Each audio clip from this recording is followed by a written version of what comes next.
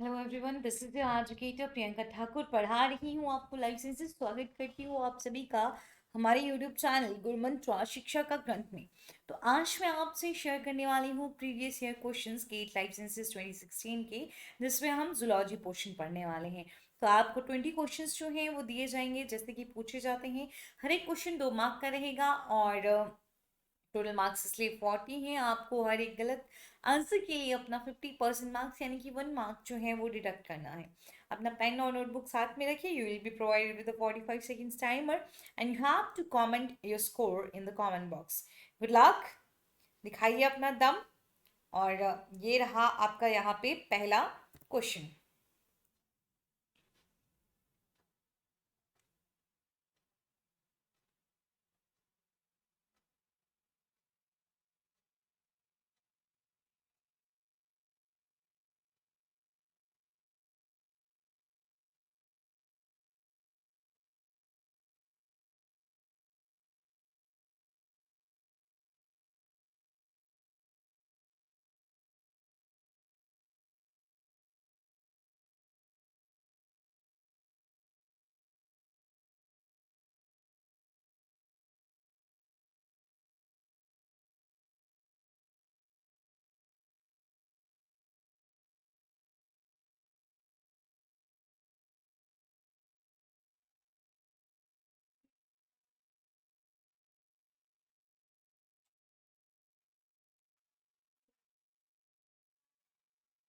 तो देखिए क्या पूछ रहा है क्वेश्चन आपसे। आपसे क्वेश्चन पूछ रहा है, acorn worm Saccoglossus belongs to which one of the following phyla? So it belongs to the same phyla जिसको आपका बेलेनोग्लॉसस बिलोंग करता है। तो मैम बता दो, बेलेनोग्लॉसस जो है वो किसको बिलोंग करता है? हेमिकॉर्डेटा, सी जो है वो सही आंसर है। आई होप आपने आंसर सही दिया होगा। नेक्स्ट क्वेश्चन आपकी स्क्रीन पे है।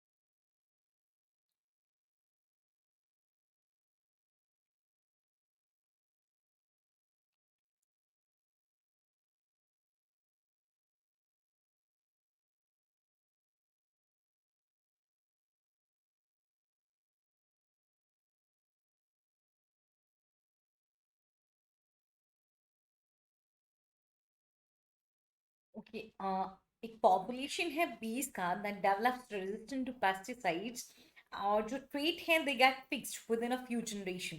ये किसका एग्जांपल है? देखिए बहुत ही इजी सा क्वेश्चन है। आपसे पूछा गया है कि एक बी का पॉपुलेशन है, उसको उसमें रेजिस्टेंस आया पेस्टिसाइड्स के लिए और एकदम से जो है ट्रेट फिक्स हो गया। एकदम से मतलब जल्दी से इवोल्यूशन हो गया, मतलब माइक्रो इवोल्यूशन इसका आंसर है। डी जो है वो सही जवाब है। नेक्स्ट क्वेश्चन आपकी स्क्रीन पे है।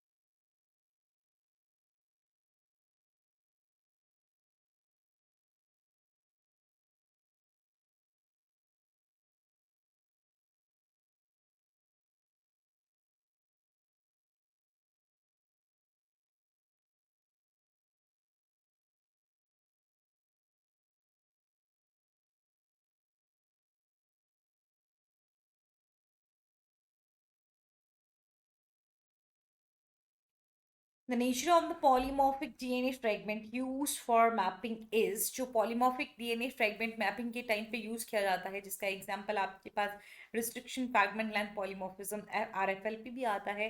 तो वो जो है वो को डोमिनेंट होता है। यहाँ पे सही जवाब है सी। नेक्स्ट क्वेश्चन आपकी स्क्रीन पे है।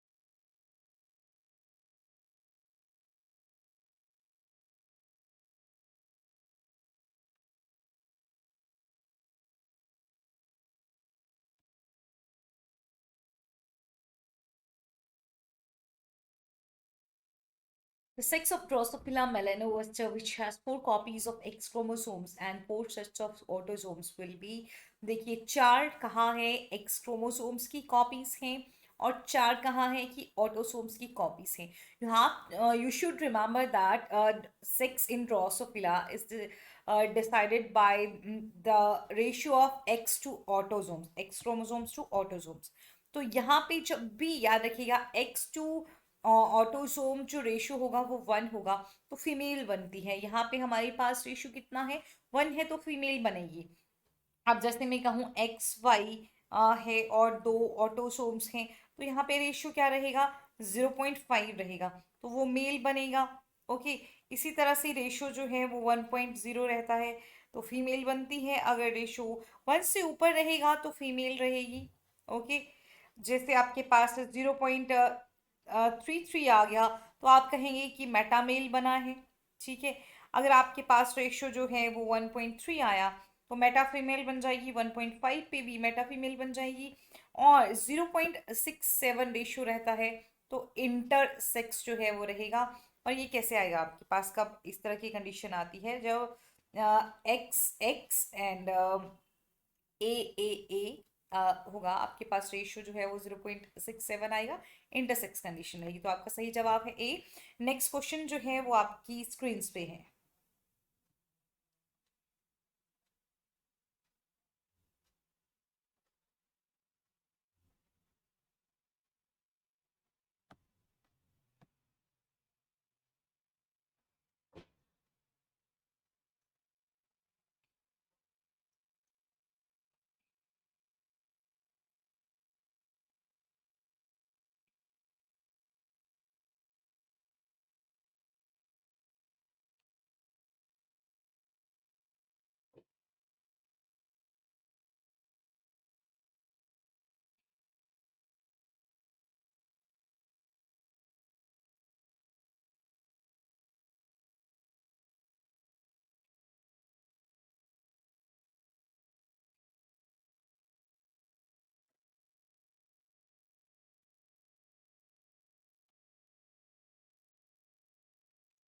ये क्वेश्चन क्या पूछ रहा है कि which of the following cations are found in higher concentration in extracellular fluid as compared to intracellular fluid in animals.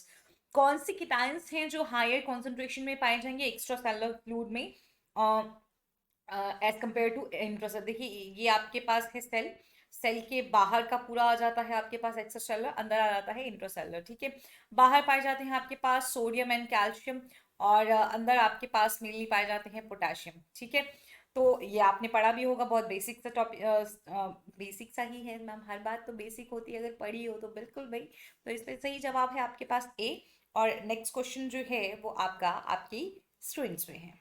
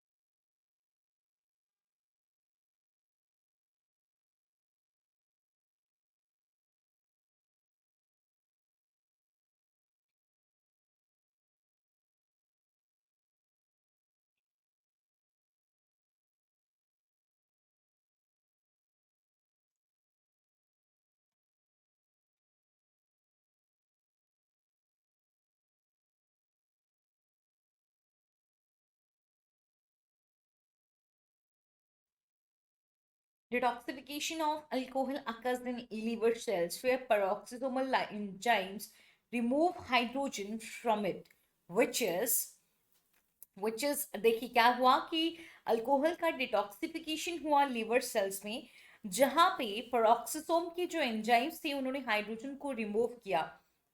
Hydrogen को जब रिमूव किया तो हाइड्रोजन का क्या हुआ, अब उसको जो है वो ट्रांसफर कर दिया जाता है ऑक्सीजन मॉलिक्यूल्स को और उससे हाइड्रोजन पेरोक्साइड जो है वो बन जाता है. लेकिन इसके बाद ये काफी ज्यादा रिएक्टिव होता है. ओके, तो इसके बाद जो है कैटालेज एंजाइम से इस हाइड्रोजन पेरोक्साइड को खत्म कर दिया जाता है. कहाँ पे? पेरोक्सिसोम में। आप समझ गए या कोई कंफ्यूजन रहा? थोड़ा सा हम जल्दी से आज मैं आपको बता रही हूँ ताकि कम टाइम में आप ज़्यादा चीज़ें समझ पाएं। ऊपर दी गई जो जितनी भी स्टेट की वाटर मॉलिक्यूल की और साथ जनरेट करेगा, फिर हाइड्रोजन, ये इतना तो केमिस्ट्री आपको भी आता है। Use to break down hydrogen peroxide. हाँ, ब्रेक डाउन होता है, उसके लिए कैटालिस्ट एंजाइम यूज होता है, लेकिन पहले ट्रांसफर किया जाता है हाइड्रोजन ऑक्सीजन मॉलिक्यूल को। आपका सही जवाब है डी। नेक्स्ट क्वेश्चन आपकी स्क्रीन पे है।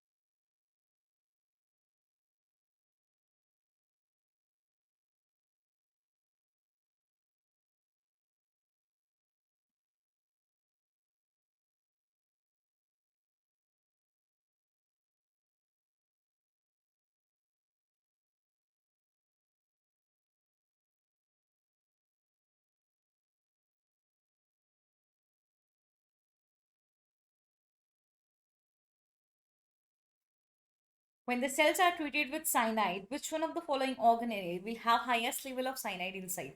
जब सेल्स को ट्रीट किया जाता है साइनाइड पे, तो कौन से ऑर्गेनेलीज हैं जिनमें सबसे ज्यादा लेवल साइनाइड का पाया जाएगा? देखिए, इलेक्ट्रॉन ट्रांसपोर्ट चेन आपका किस पे चलता है? अब आप इतना तो आपको इतना पता है कि इलेक्ट्रॉन ट्रांसपोर्ट चेन में आपके पास 5 कॉम्प्लेक्सेस होते हैं। ओके, 5 कॉम्प्लेक्सेस में आपका जो कॉम्प्लेक्स 4 होता है, कॉम्प्लेक्स 4 को आप क्या कहते हैं? कॉम्प्लेक्स 4 को आप कहते हैं साइटोक्रोम सी ऑक्सीडेज। लेकिन इस साइटोक्रोम सी ऑक्सीडेज में आपको A और A3 मिलता है, और ये A3 जो है वो इनहिबिट होता है साइनाइड से। ओके, तो यहाँ पे जाएगा साइनाइड और वहां पे उसका अकमलेशन होगा। ठीक है, तो आपका सबसे ज्यादा फिर आपको माइटोकॉन्ड्रिया में देखने को मिलेगा। इलेक्ट्रॉन ट्रांसपोर्ट चेन जो है वो माइटोकॉन्ड्रिया में काम कर रही है। तो ए सही जवाब है। नेक्स्ट क्वेश्चन आपकी स्क्रीन पे है।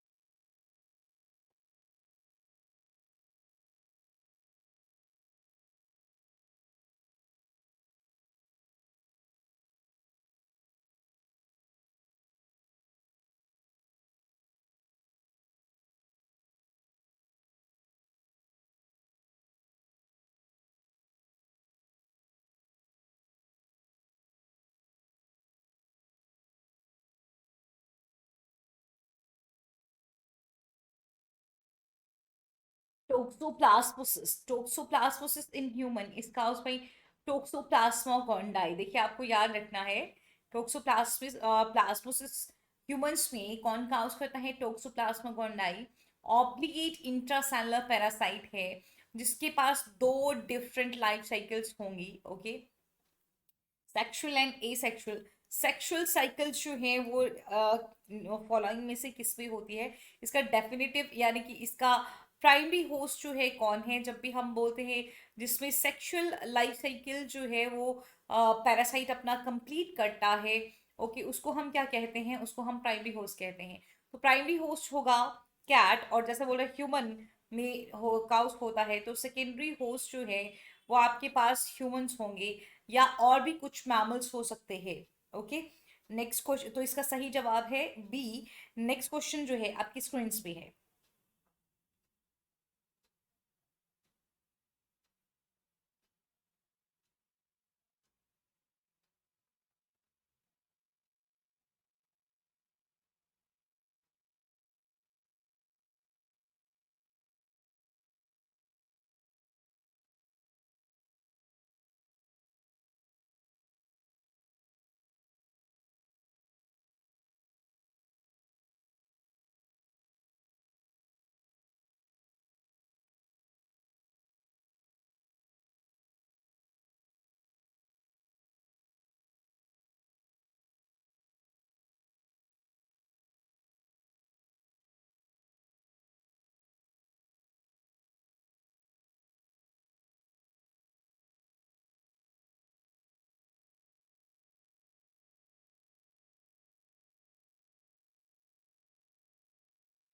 Which one of the following is often a life-threatening systemic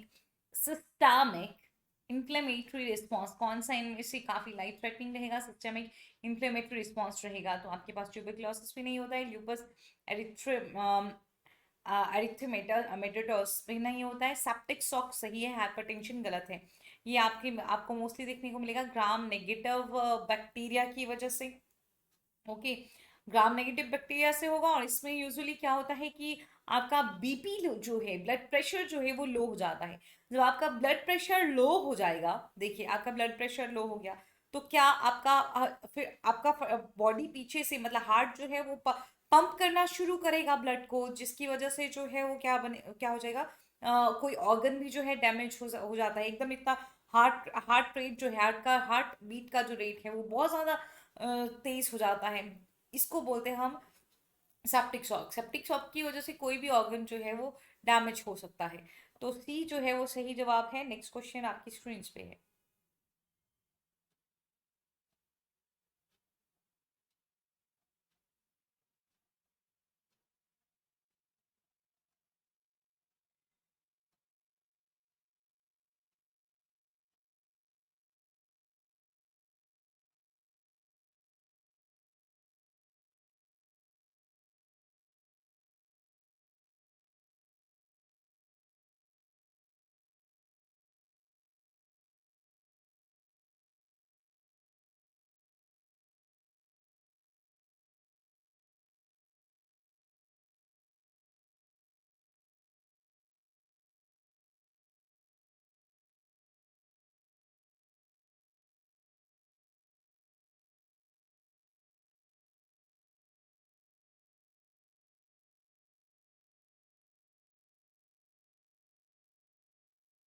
During the gastrulation stage of amphibian development, ectoderm formation takes place by the expansion of epithelial cell sheet over mesodermal.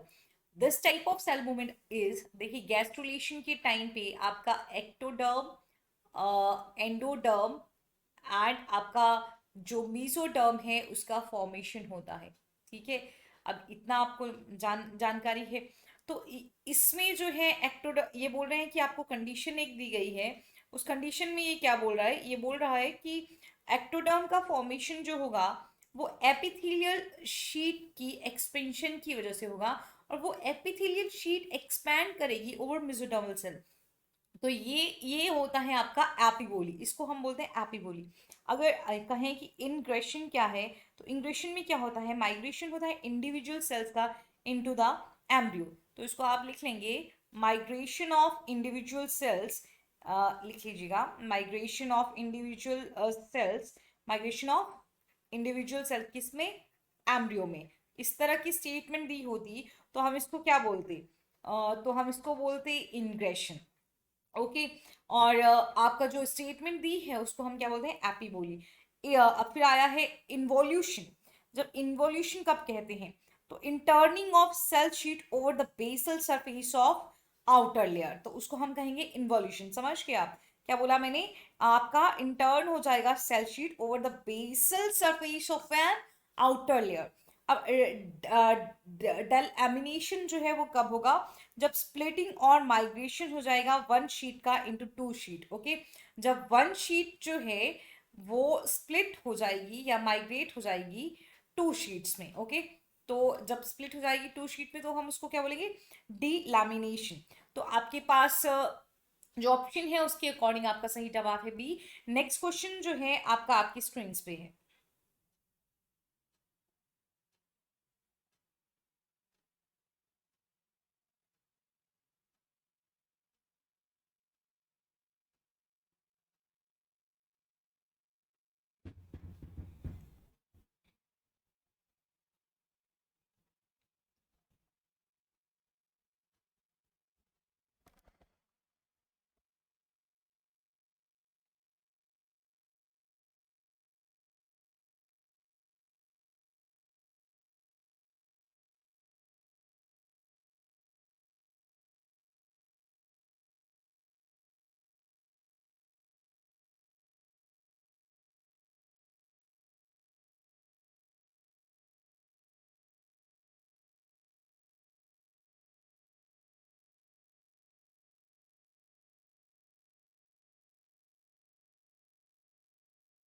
चलिए, इन a population of 600 individuals, उस पे blood group है, 600 के पास blood group है, 300 के पास blood group है, 100 के पास blood group है। तो what will be the frequency of alleles in this population? डर गए कि समझ गए कि आपका क्या है, हार्डी विनबर्ग का है, हार्डी विनबर्ग का, जिसमें आपका, आपको याद है कि आपका P+Q जो है वो कितना रहता है, 1 रहता है, याद है कि नहीं? P+Q कितना रहता है, 1। यहाँ पे आपके पास M दिया है, दिया है, दिया है, ठीक है। में कितने हैं, 600 इंडिविजुअल्स हैं। अब में कितने हैं, 300 हैं। और 100 जो हैं वो वाले हैं, ठीक है। इसका मतलब है टोटल पॉपुलेशन आपके पास ये 6,000 की है, ठीक, 1000 की टोटल पॉपुलेशन है। अब में आधे 150 जो होंगे वो आपके एम वाले हैं, प्लस करना है, मतलब इसको प्लस का साइन है।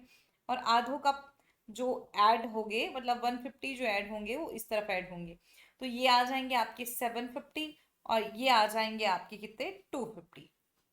ओके। तो जब आप इसको, इसका फ्रीक्वेंसी निकालेंगे, आपका सही आंसर क्या आएगा इसका, 0.75, और इसके लिए क्या आएगा, 0.25।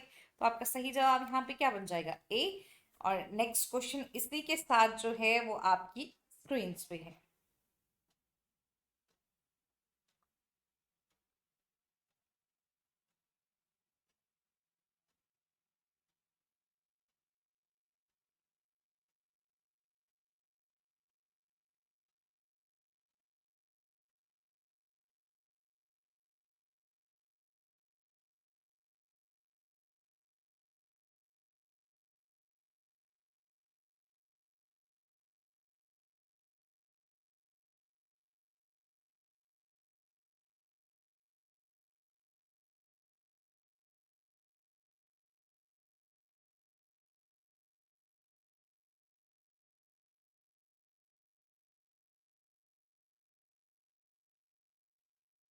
The molecule hexanoic acid, lysine, histidine, and glucose each contain 6 carbon atoms but have completely different properties due to presence of different functional group. Which one of the following molecules has a high calorific value? आपको पता है calorific value क्या होती है, आपको ये भी जानकारी होनी चाहिए कि आपके आई थिंक 1 ग्राम और 1 kg, आपका जब 1 ग्राम को आप बर्न करेंगे, ठीक है, तो कितना जो है एनर्जी रिलीज हो रहा है, ठीक। तो आपको याद है, आपने, अगर आपको मैं ऐसे भी बताऊँ तो सबसे ज़्यादा एनर्जी आपको किससे मिलता है, प्रोटीन से, लिपिड से, कार्बोहाइड्रेट से। लिपिड से, फैट से क्या होता है, उसमें फैटी एसिड होते हैं। तो इनमें फैटी एसिड कौन सा है, लाइसिन अमाइनो एसिड है। ओके। ये फैटी एसिड है, ठीक। ग्लूकोज जो है एक कार्बोहाइड्रेट है। और हिस्टिडीन आपके पास क्या है, फैटी एसिड है, ठीक है। तो आपका सही जवाब जो बनेगा वो कौन सा बनेगा, हेक्सानोइक एसिड। ओके, आपने पढ़ा है ना ऑक्सीडेशन पे, जब आप आप ऑक्सीडेशन पढ़ते हैं ग्लूकोज का, तो इसके लिए वैल्यू, कार्बोहाइड्रेट के लिए कितना आता है, 1। प्रोटीन्स के लिए कितना आता है आपके पास, प्रोटीन्स के लिए आता है आपके पास 0.9। और फैट्स के लिए आपके पास कितना आता है, 0.7। सबसे ज़्यादा टाइम और एनर्जी जो है वो किसके लिए, सबसे लास्ट में जो है ये फैट्स को ही जो है वो ख़त्म किया जाता है, और इन्हीं इन्हीं से जो है आपको सबसे ज़्यादा जो है एनर्जी मिलती है। तो बी सही जवाब है। और नेक्स्ट क्वेश्चन आपकी स्क्रीन पे है। और हेक्सानोइक एसिड एक सैचुरेटेड फैटी एसिड है।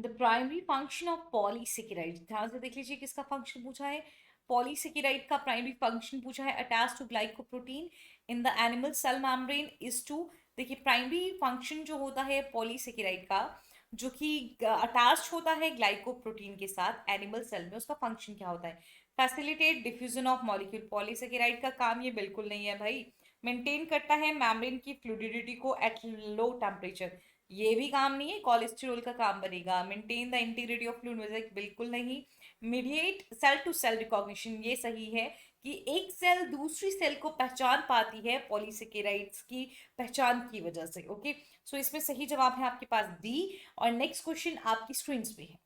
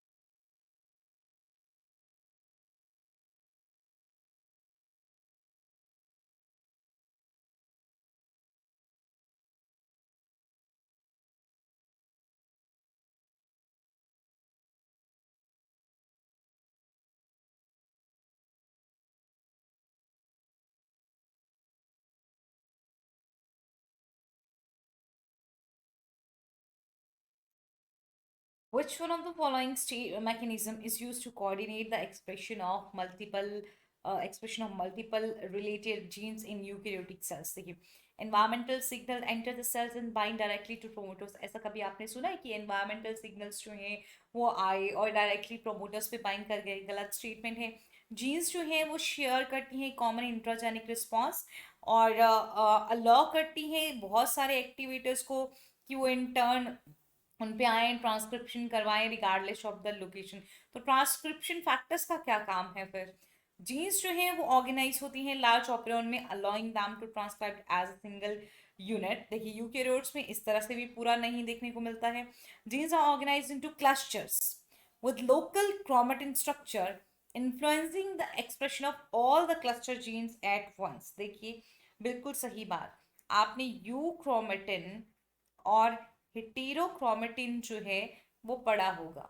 ठीक है, हिटेरोक्रोमेटिन जब होता है काफी ज्यादा कंडेंस्ड फॉर्म होती है, मोर कंडेंस्ड फॉर्म होती है बहुत ज्यादा। ओके, तो ये किसकी वजह से होती है आपकी? ये आपकी होती है किसकी वजह से? ये आपका बताइए जल्दी से। अब आपको एंजाइम याद है किसकी वजह से होगा? याद है कि नहीं याद है? आपने डी एसिटाइलेज कुछ बताइए, बताइए याद है कि नहीं? तो ये हेटेरोक्रोमेटिन जो है यहाँ पे काम करता है ए, ए आपका डी ए सी। ओके, बताइए ए डी ए सी क्या है, पता है कि नहीं है? बताइए जल्दी से। और यहाँ पे जो है actually histone D acetylase. Okay, histone D acetylase होगा। और यहाँ पे क्या आएगा? यहाँ पे आपके पास आएगा एच ए टी। बताइए, ये आपने एंजाइम्स पढ़े हैं कि नहीं पढ़े हैं? ठीक, तो ये आपके पास जो है वो क्या करेगा, यू क्रोमेटिन जो होगा ये ट्रांसक्राइब होता है। ठीक, हेटेरोक्रोमेटिन पे ट्रांसक्राइब नहीं होता है। तो जब ये एच डी ए सी जो है इसको हेटेरोक्रोमेटिन की फॉर्म में रखता है और एच ए डी जो है वो इसको किस फॉर्म में रखता है? ये इसको एच ए टी इसको यूक्रोमेटिन की फॉर्म में, मतलब थोड़ा लेस कंडेंस्ड फॉर्म में जो है कन्वर्ट करता है, जिसकी वजह से एक साथ ही सारी की सारी जीन्स का जो है वो ट्रांसक्रिप्शन मतलब ट्रांसक्रिप्शन जो है वो इन्फ्लुएंस होता है। तो ये जीन ऑर्गेनाइज होती हैं क्लस्टर में और लोकल क्रोमेटिन स्ट्रक्चर्स जो हैं इन्फ्लुएंस करते हैं expression of all the clusters gene at once. समझ आया कि नहीं आया? तो ये बता दीजिएगा मुझे पहले, यस और नो बताइए, मैं वेट कर रही हूँ। आपको आंसर मिल गया, मतलब डी आपका सही जवाब है। नेक्स्ट क्वेश्चन आपकी स्क्रीन पे है।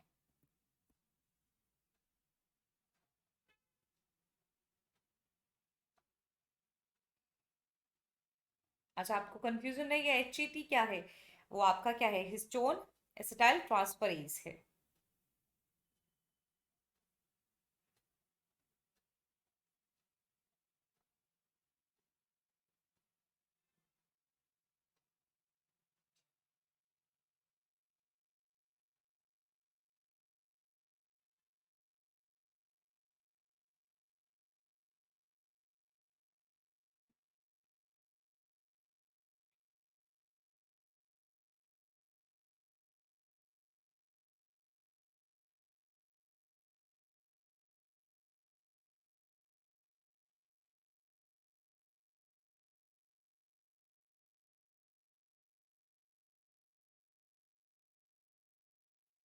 एक एक्सपेरिमेंट में, आपको ये एक्सपेरिमेंट आपकी बुक में ज़रूर मिल जाएगा अगर आप CSIR के लिए प्रिपेयर कर रहे हैं और आप डेवलपमेंटल बायोलॉजी पढ़ते हैं तो। ठीक है। तो एक एक्सपेरिमेंट, ये एक्सपेरिमेंट उस पर मैंशन भी है। तो एक in an experiment involving the development of 64 cell stage sea urchin, 64 cell stage होगा सी अर्चिन का, an isolated animal hemisphere. Hemisphere उसका एक आइसोलेट किया गया एनिमल हेमिस्फीयर को और उसको कंबाइन कर दिया गया आइसोलेटेड माइक्रोमेयर्स के साथ। ठीक। तो which one of the following will be resulting structure? तो ऐसा जब होता है कि एक आइसोलेटेड एनिमल हेमिस्फीयर्स को कंबाइन किया जाता है आइसोलेटेड माइक्रोमेयर्स के साथ, तो आपको थोड़ा थोड़ा प्लूटियस लावा के जैसा स्ट्रक्चर देखने को मिलता है। तो सी यहाँ पे आपका सही जवाब है। ये एक्सपेरिमेंट है, डेवलपमेंट बायोलॉजी में दिया गया है। आप वहाँ पे ये पूरा एक्सपेरिमेंट जो है पढ़ सकते हैं। अब आपका राइट आंसर है सी। नेक्स्ट क्वेश्चन आपकी स्क्रीन पे है।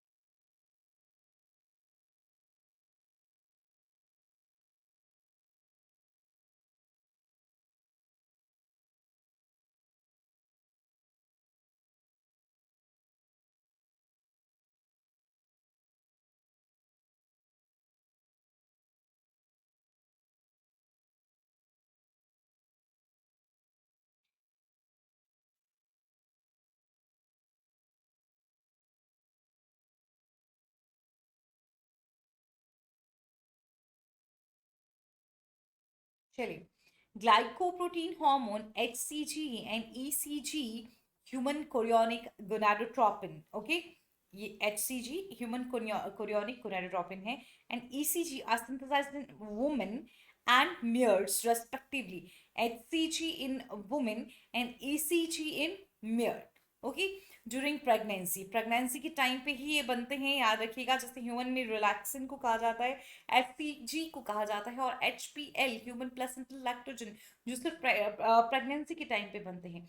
तो दोनों जो हैं वो कोरियोनिक गोनाडोट्रोपिन हॉर्मोन्स हैं। तो क्या करेंगे ये, इनके पास कैसी एक्टिविटी होती है? तो ह्यूमन कोरियोनिक गोनाडोट्रोपिन जो है उसके पास ल्यूटिनाइजिंग हार्मोन लाइक एक्टिविटी होती है। तो they have only luteinizing hormone like activity in their respective species. A जो है वो सही आंसर है।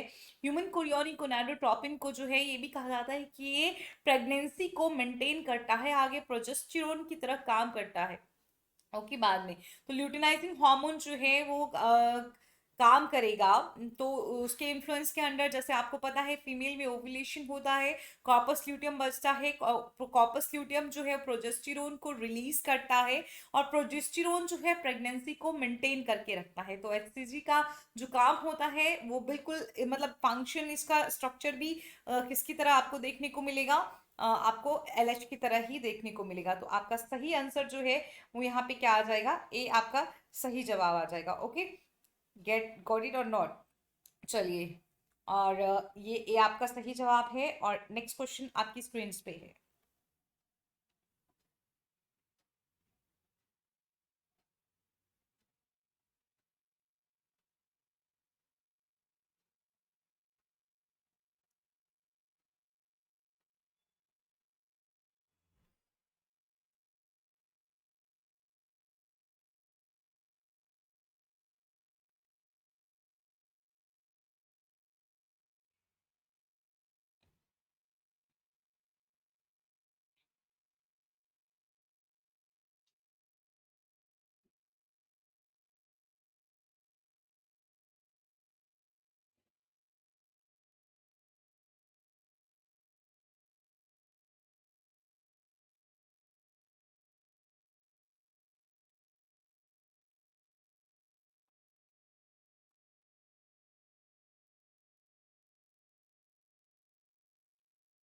Entamoeba histolytica is an intestinal parasite that causes dysentery in human.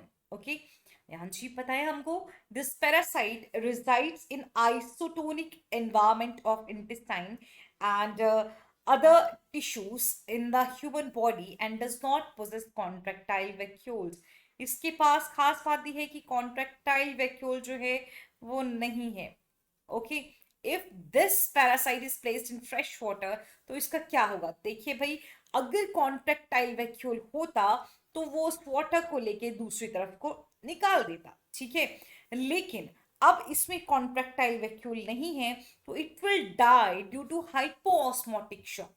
ये आपका सही है. लॉन्ग तो टाइम तक तो सर्वाइव करेगा ही नहीं. और ये कोई भी जो है वो सही नहीं है. यहाँ पे ऐसा ही है कि हाइपो बहुत सारा पानी आएगा, सेल जो है तो फट जाएगी उसकी, क्योंकि वो कर नहीं पाएगा उसको लेके और बाहर नहीं फेंक पाएगा. So die due to hypoosmotic shock is the right answer. B is your right answer. Next question is on your screen now.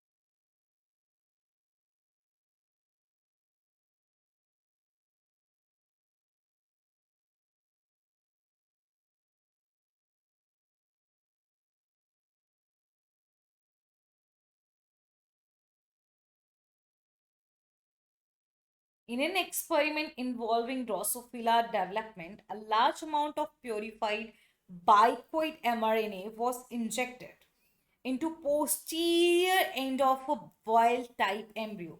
The resulting development embryo will be. देखिए ये एक्सपेरिमेंट आपको अगेन बायो में मिल जाता है. बोला कि एक experiment में जिसमें ड्रोसोफिला का डेवलपमेंट हो रहा है, एक लार्ज अमाउंट ऑफ जो है प्योरीफाइड बाइकोइड एमआरएनए उसको इंजेक्ट कर दिया गया posterior end of wild type embryo. तो इसकी वजह से जो है वो क्या होगा. अब देखिए वाइल्ड टाइप एम्ब्रियो में ये रहा आपके, अगर मैं वाइल्ड टाइप नॉर्मल डेवलपमेंट में आपके पास वाइल्ड टाइप है. वाइल्ड टाइप एम्ब्रियो में आप क्या करते हैं, बाइकोइड को, ठीक है, आप एक एंड पे उस पे ऑलरेडी होता है. ठीक है, तो एक एंड पे जब होता है तो एक बनता है हेड, एक तरफ को एक बनता है टेल. ठीक है, अब अगर आप देखिए ध्यान से देखना, अगर आप दूसरा भी वाइल्ड टाइप में दूसरे एक पोस्टीरियर पे एंड पे होता है एक एंटीरियर एंड पे होता है, दोनों एंड पे रख दोगे तो क्या बनेंगे, दो हेड्स बनेंगे या नहीं बनेंगे बताइए. एक हेड यहाँ भी बनेगा आपके पास, एक हेड इधर भी बनेगा, हेड बनाएगा, तो आपके पास कितने आ जाएंगे, टू हेड. तो टू हेड बनेंगे and two thoraces with an abdomen segment in the middle. ये आपका वाइल्ड टाइप में आया. अगर इन्होंने बोला होता कि म्यूटेंट टाइप है, तो म्यूटेंट टाइप में क्या होता, म्यूटेंट टाइप में आपके पास बाइकोइड जीन जो है वो नहीं होती. ठीक है, तो उसमें आपके पास दोनों तरफ को ही क्या बनते, टेल एंड टेल ही बनती. समझ के. अगर आप फिर म्यूटेंट में आपने ये म्यूटेंट टाइप ही मैं बोल रही हूँ फिर से, अगर म्यूटेंट टाइप में ही आपने क्या किया, एक साइड में जो है आपने रख दिया क्या, हेड जो है वो ये आपका बाइकोइड एमआरएनए जो है इंट्रोड्यूस किया, तो अब ये फिर से क्या बनेगा, नॉर्मल बनेगा जिसमें हेड होगी एक साइड को और टेल होगी. लेकिन यहाँ क्या पूछा था कि आपके पास दोनों वाइल्ड टाइप है, वाइल्ड टाइप में ऑलरेडी होगा, आपने दूसरी तरफ भी रख दिया तो दो हेड जो है वो फॉर्म होंगे. ठीक है, डी आपका सही आंसर है. नेक्स्ट क्वेश्चन आपकी स्क्रीन पे है.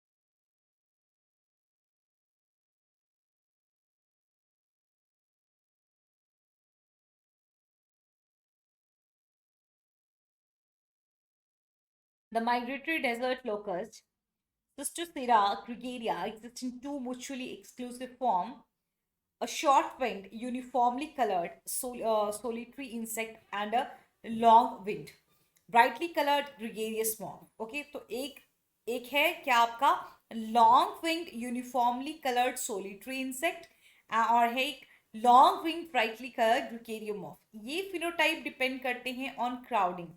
ऐसी फिनोटिपिक प्लास्टिसिटी को आप क्या कहेंगे? ठीक है, मतलब ये जो यहाँ पे क्या हो रहा है, यहाँ पे आपका फिनोटाइप डिपेंड जीनोटाइप पे नहीं कर रहा, दे डिपेंड ऑन क्राउडिंग। तो जब भी आपका फिनोटाइप जो आपका क्या आएगा फिनोटाइप, वो उसके जीनोटाइप पे नहीं किसी और फैक्टर पे डिपेंड करता है, तो उसको हम पॉलीफेनिज्म कहते हैं। ठीक है, तो इसका सही जवाब है बी। नेक्स्ट क्वेश्चन और लास्ट क्वेश्चन आपकी स्क्रीन पे है।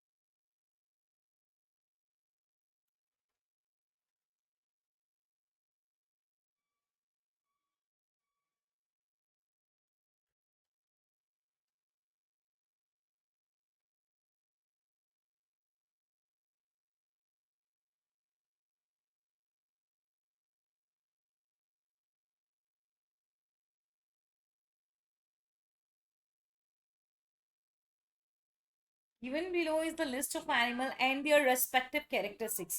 So animal is sea anemone. Sea anemone जो है आपका किस में आता है? आपके पास sea anemone जो है डाम्शिया आई थिंक है ना, ये किसका एग्जाम्पल है आपके पास? या आपके पास एग्जाम्पल होता है सिलेंट्रेट्स का। ठीक है, तो ये है आपका डिप्लोब्लास्टिक एसिलोमेट। फिर आपका और आपको स्पॉन्ज का जानकारी होगी जो कि है कॉलर सेल्स जिसमें पाई जाती हैं। स्टारफिश में जो है वो ट्यूब फीट होते हैं, और ब्लू फ्लाई में अल्टीमेटली आंसर आ गया कि 3 पेयर्स ऑफ जॉइंटेड लाइव्स होंगे। ठीक है, तो सी एनिमोन 1 को 2 से बैच कर लीजिए। ओके, दो ऑप्शन है आपके पास, एक दो, तो आपके ऊपर वाले दो जो हैं वो कैंसिल होते हैं। फिर आपके पास है कि स्पॉन्ज का आपका थर्ड स्पॉन्ज थर्ड, तो आपका स्पॉन्ज जो है 4 का 3 इसमें है, तो आपका सी जो है वो बिल्कुल सही आंसर है। इसी के साथ हमने एक और पेपर सॉल्व कर लिया। आगे फिर से आपको देखिए, इस पे आप बता दीजिए मुझे कि नेक्स्ट आपको कौन सी ईयर का पेपर सॉल्व करना है। ज्यादा से ज्यादा उस पे जो वोट्स आएंगे उसका हम पेपर सॉल्व करवाएंगे। ओके, तो आज के लिए इतना ही। अगर आप प्रिपेयर कर रहे हैं CSIR नेट के लिए, तो ये रहा डिटेल पेड क्लासेस का आपकी स्क्रीन पे। इससे भी आप 10% ऑफ ले सकते हैं। आपको यूज करना है रेफरल कोड नेहा। 10% ऑफ लेने के लिए ये नेहा तनेजा मैम का रेफरल कोड है। जाइए उनको अनअकैडमी पे फॉलो करिए, और हमारे इस चैनल को भी सब्सक्राइब जरूर कर लीजिए। और जितने भी लिंक्स हैं वो डिस्क्रिप्शन बॉक्स में आपको मिल जाएंगे। ठीक है, आप कांटेक्ट कर सकते हैं हमें इस नंबर पे। फाइन, चलिए, thank you, tata, bye bye, take care.